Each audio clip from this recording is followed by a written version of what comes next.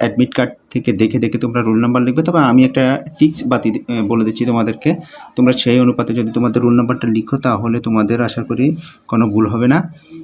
ধরো তোমার roll number হচ্ছে 350893। তুমি সর্বপ্রথম এখানে 350893 লিখবা, 350893।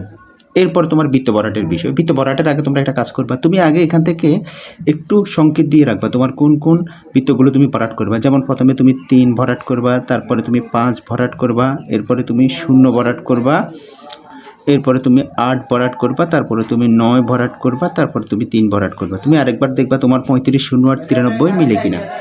সেক্ষেত্রে তুমি 350893, ব্যাস মিলে গেছে। এবার তুমি বৃত্তগুলো তোমার ভরাট করো। বৃত্তগুলো ভরাট করার সময় খেয়াল রাখতে হবে বৃত্তগুলো এমনভাবে ভরাট করতে হবে যাতে করে পুরো বৃত্তটাই ভরাট হয়ে যায়।